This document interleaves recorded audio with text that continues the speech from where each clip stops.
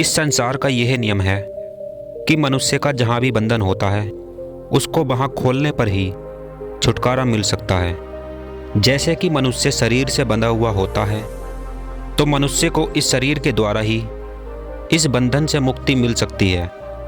अगर आदमी को अपने शरीर के साथ किसी भी प्रकार का घमंड या स्नेह ना रहे तो वह इस संसार के सभी प्रकार के बंधनों से मुक्त है।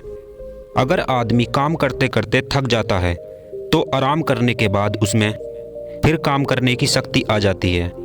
बोलते बोलते थक जाता है तो चुप रहने पर उसमें बोलने की शक्ति आ जाती है। ऐसे ही अगर इंसान जीते जी मर जाए तो फिर जीने की शक्ति आ जाती है। आज की जो कहानी आप सुनेंगे इससे आपको अपने जीवन के एक ऐसे बोझ का पता चलेगा जिसमें प्रत्येक मनुष्य बिना किसी वजह के दबा रहता है। आदमी अपनी पूरी जिंदगी गुजार लेता है लेकिन इससे बाहर नहीं निकल पाता।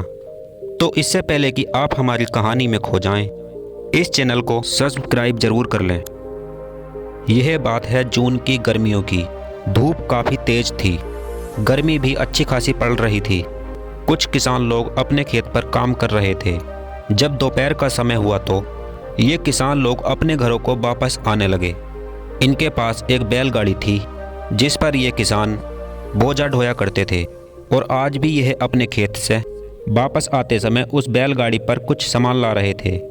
गाड़ी के ऊपर बैठे हुए किसान ने अपने सर के ऊपर छाया कर रखी थी जिससे कि गर्मी ना लगे। अब धीरे धीरे आ रहे थे कि इनकी गाड़ी एक बाग के पास से गुजर रही थी।